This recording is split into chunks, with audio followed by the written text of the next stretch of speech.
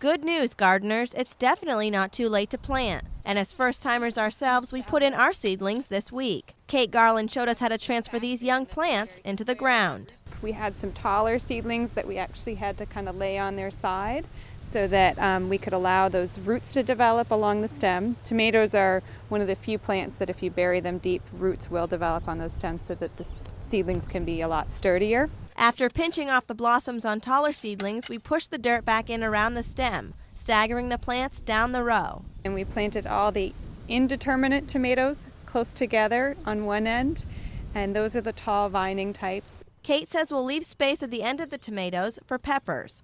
Cucumbers and squash are planted on the other side of the garden in hills. And my little trick is when I plant cucumber and squash and any of the vining crops as seedlings, I always throw in some seeds in with those as well. Once everything is planted, we add a little nitrogen around the seedlings. We're putting in a little bit of blood meal with these seedlings so that they can have a little boost of nitrogen. We just want to put in a little bit, and then we'll do another installment of blood meal later on in the season. Then we cover the squash and cucumbers as they are most vulnerable when transplanted. To help with minimize transplant shock, but also protect them from the squash and the cucumber beetles when they're young.